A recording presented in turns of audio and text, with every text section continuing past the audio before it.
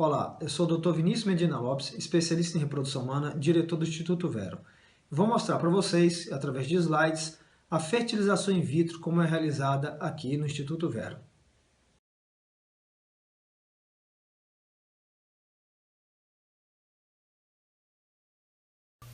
Antes da realização da fertilização in vitro, tanto a esposa quanto o esposo necessitam realizar alguns exames. Alguns deles são obrigatórios devido à resolução da Anvisa, como por exemplo o Zika, que tem validade de 30 dias. Os outros exames são recomendados e obrigatórios segundo a nossa rotina. Após a consulta, é agendado um horário com a equipe de orientação onde vai ser explicado o tratamento da fertilização in vitro. É agendado também o psicólogo, é realizado o preenchimento dos documentos relativos à fertilização in vitro e um retorno com o médico para esclarecimento de eventuais dúvidas. Antes de iniciar o estímulo, na maioria das vezes, também realizamos uma chamada de moldagem, que é um teste com catéter simulando a transferência dos embriões, que pode ser realizado durante o exame de histerossonografia, exame o qual será avaliado a cavidade uterina para verificar a presença de possíveis fatores que poderiam diminuir a chance de uma gestação. No ciclo que antecede o início das injeções, temos duas opções. Em geral, utilizamos o anticoncepcional por um prazo mínimo de 15 dias. Após a suspensão deste anticoncepcional, no 5º dia da pausa, iniciamos então o estímulo da ovulação. Em algumas pacientes não utilizamos o anticoncepcional, utilizamos o estrogênio iniciando por volta do 20º dia, e esse estrogênio é mantido até o 2º ou 3º dia da menstruação, quando então é iniciado o estímulo ovariano. No 1º dia da menstruação, a paciente então liga para a recepção da clínica e agenda um ultrassom entre o 2º e o 3º dia da menstruação. Nesta ecografia basal, ou seja, no período da menstruação, é avaliado o ovário e realizada a contagem dos folículos antrais. Então podemos ver nessa imagem da ecografia esses pontos pretos, escurecidos, circulares, que são os folículos que têm a capacidade de responder ao estímulo, ou seja, às injeções.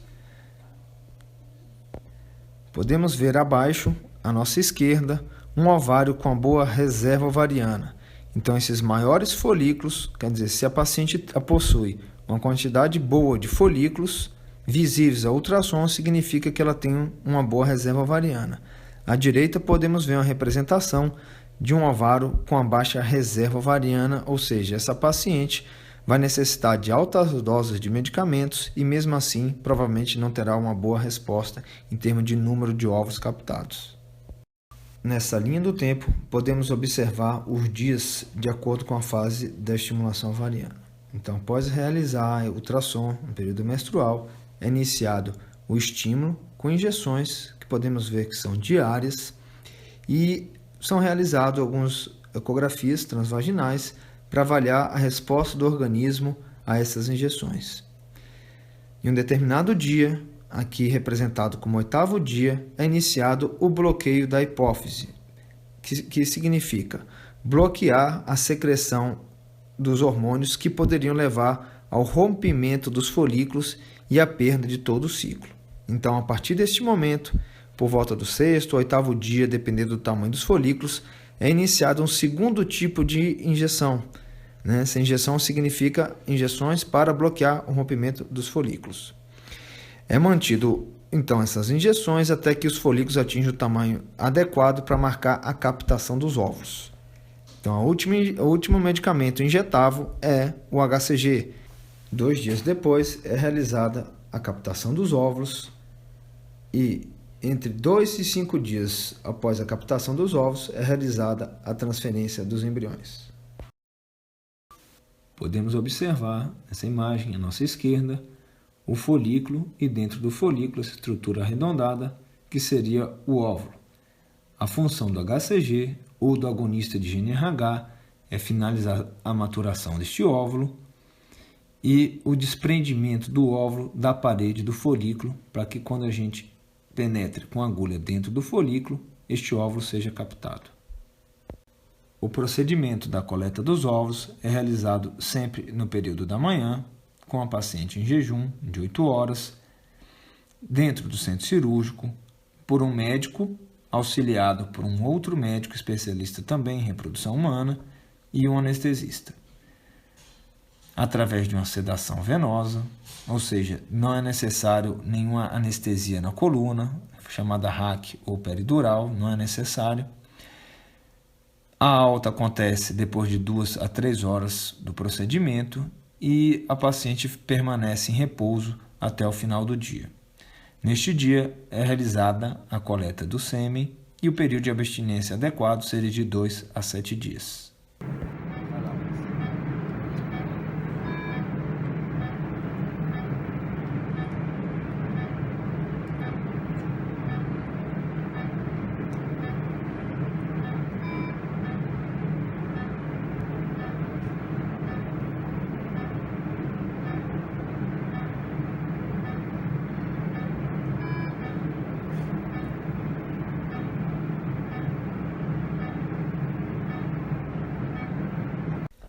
3 a 4 horas após a captação, é realizada a limpeza dos óvulos, ou seja, a retirada das células da granulosa que envolvem este óvulo, e é possível então avaliar a qualidade dos mesmos.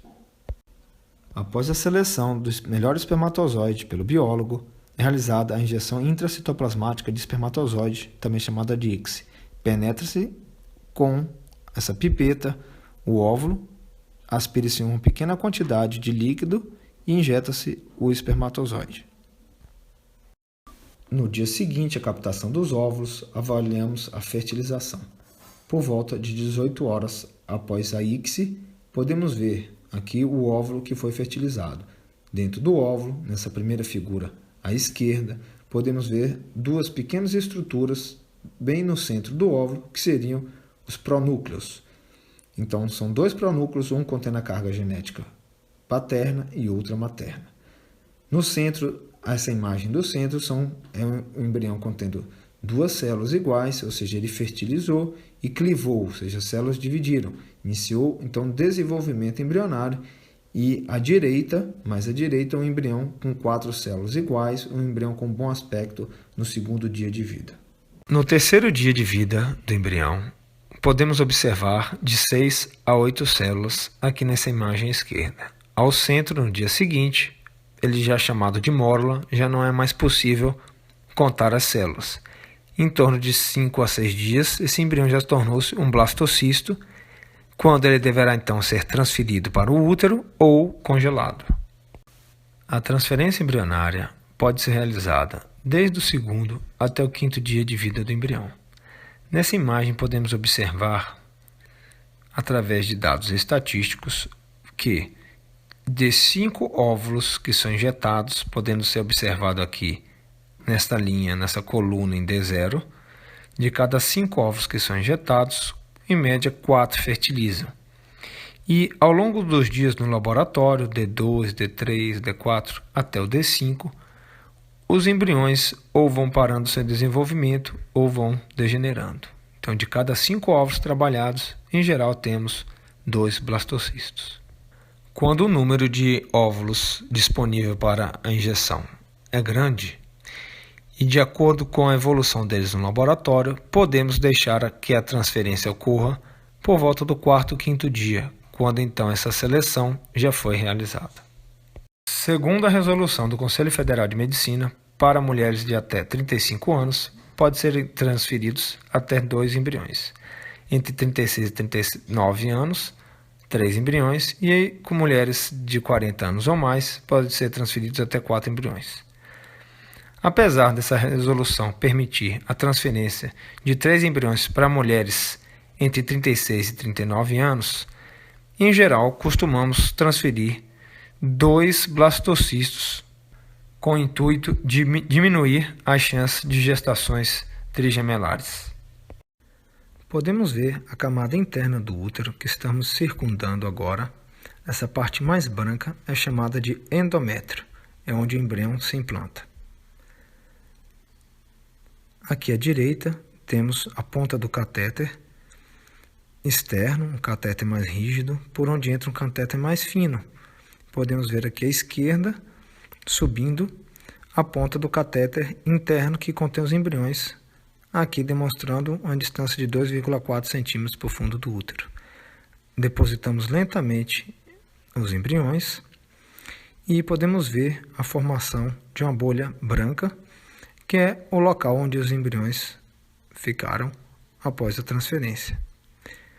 Podemos medir a distância desses embriões até o fundo do útero e essa distância está correlacionada com a taxa de gravidez. Então aqui a 2,2 do fundo do útero, uma excelente distância.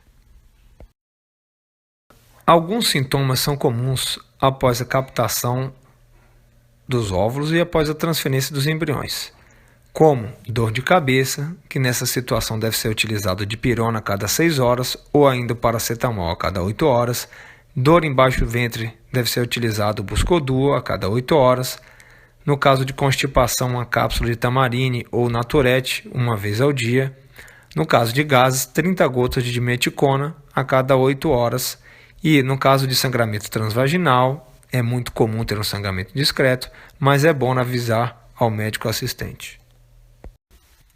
Os riscos da fertilização in vitro com o uso de gonadotrofinas, que são as injeções para estimular o ovário, são os seguintes: torção ovariana, que não é muito comum, risco de câncer de ovário ou mama é muito questionado, hoje os últimos trabalhos mostram que não existe essa associação, risco da síndrome de hiperestimulação ovariana, que é quando a mulher responde com mais, ela apresenta mais folículos do que deveria ter, são captados inúmeros óvulos e o abdômen começa a inchar, ou seja, começa a reter líquido.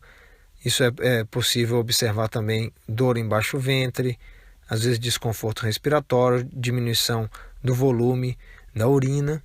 E é claro que nessa situação o médico deve ser imediatamente avisado. Existe o risco de cancelamento do ciclo por má resposta ou por um sangramento. E a gestação múltipla, que hoje é considerado também complicações, principalmente quando acontece a gestação trigemelar ou quadrigemelar. Podemos observar nesse slide a taxa de gravidez, na verdade a taxa de nascido vivo nos Estados Unidos, de acordo com o número de transferências embrionárias. Então, quanto maior a idade, podemos observar menor a taxa de sucesso na fertilização. Os melhores resultados são obtidos quando a mulher tem abaixo de 35 anos, ou seja, aqui nessa imagem podemos ver 47% de gestação. Já para idades mais avançadas, por exemplo aqui demonstrado como 41 a 42 anos, temos então 16% de nascido vivo. Bem, vocês acabam de ver como é realizada a maior parte dos tratamentos aqui no Instituto Verum, e a intenção é que vocês passem por esse período, esse procedimento todo, de uma maneira se sentindo bem com a clínica, bem com o médico de vocês, tem que ter uma interação boa, né? Então a gente tende a oferecer um tratamento mais humanizado possível. Boa sorte!